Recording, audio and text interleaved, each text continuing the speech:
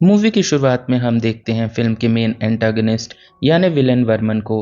वर्मन एक स्मगलर यानी तस्कर है जो कि प्राचीन देवी देवताओं की मूर्तियों में डील करता है।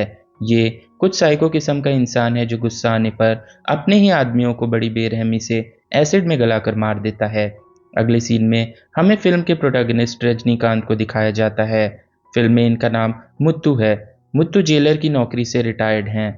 मुत्तू के घर में उसका बेटा अर्जुन है जो कि एक पुलिस ऑफिसर है। मुत्तू की वाइफ विजया अर्जुन की वाइफ और अर्जुन का बेटा है। मुत्तू अपने पोते के साथ बहुत अटैच्ड है। वो अपना ज़्यादातर टाइम अपने पोते के साथ बिताता है और उसके यूट्यूब वीडियोस बनाने में मदद करता है, यानी कि वो एक फैमिली मैन है।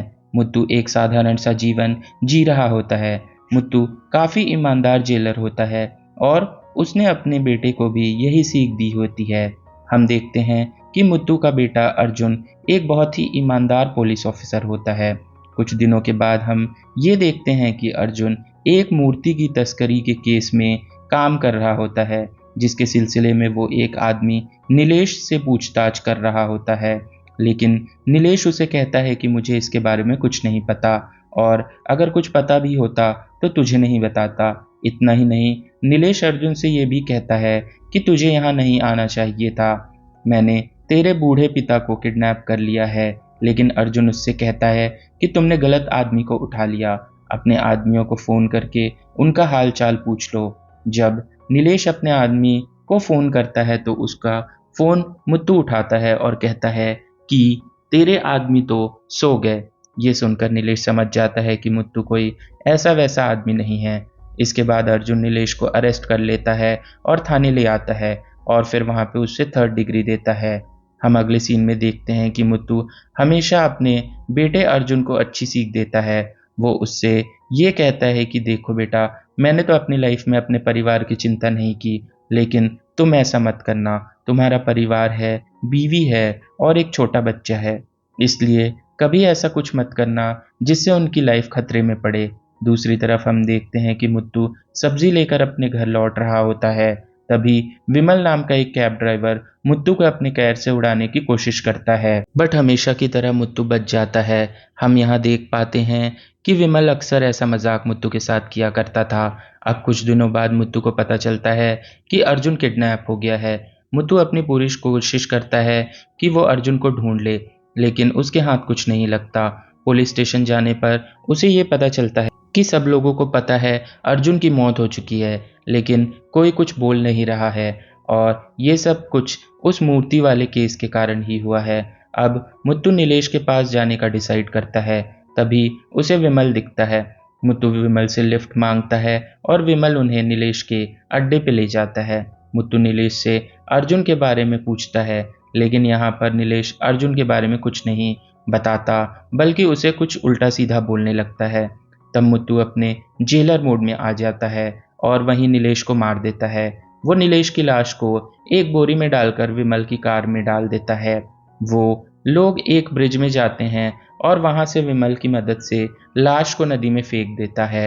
अब तक विमल को लग रहा होता है कि बोरी में कुछ सामान होगा, बट मुत्तू उसे बताता है कि उनमें किसी की लाश थी और अब तुम इसका क्राइम में मेरा साथी बन गए हो। अगर तूने इस बारे में किसी से कुछ भी कहा तो अब तू भी जेल जाएगा। अब हम ये देखते हैं कि वर्मन को पता चल चुका है कि जेलर ने ही नीलेश को मारा है। दरअसल नीलेश वर्मन के लिए काम किया करता था। वर्मन जेलर को कॉल करके धमकी देता है कि अब वो उसको और उसके पूरे परिवार को मार देगा, लेकिन मुत्तू को मारने से पहले वो उसके पूरे परिवार को एक एक करके मारेगा। ये सब सुनकर मुत्तू को अपने परिवार की चिंता होने लगती है। मुत्तू बाहर देखता है कि कुछ लोग उसके घर के आसपास घूम रहे हैं। वो एक बार में जाता है जहां पर वर्मन के कुछ आदमी अक्सर आया करते थे। वहां पर मुत्तू को देखकर वो 2 आदमी मुत्तू का पीछा करने लगते हैं, लेकिन मुत्तू उन दोनों आदमियों का गला काटकर उनका काम तमाम कर देता है। वर्मन को ये खबर मिल चुकी थी कि जिन 2 आदमियों को उसने जेलर के पीछे लगाया था वो अब मर चुके हैं। अब वो किसी को जेलर के पोते को मारने के लिए भेजता है, लेकिन सही समय पर आकर जेलर अपने पोते को बचा लेता है।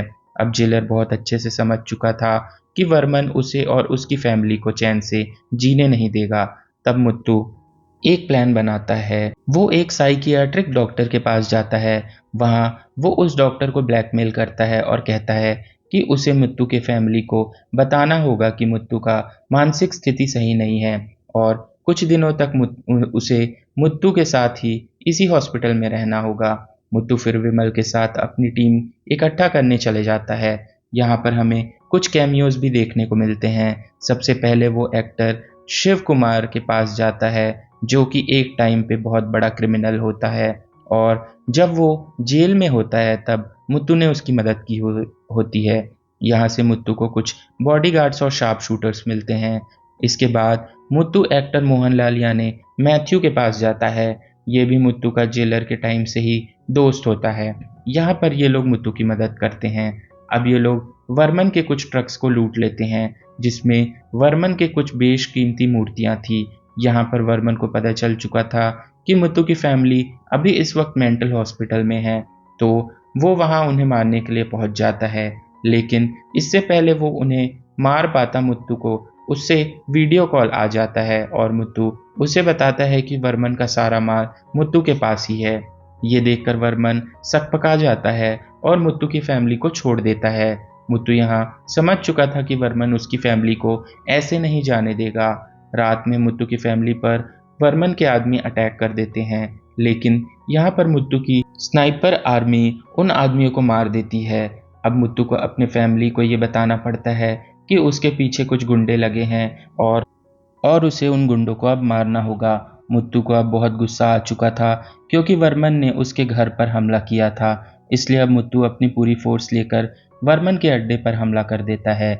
जब मुत्तू वर्मन को मारने ही वाला होता है तभी वर्मन मुत्तू को वीडियो कॉल पे दिखाता है कि उसका बेटा यानी अर्जुन अभी जिंदा है।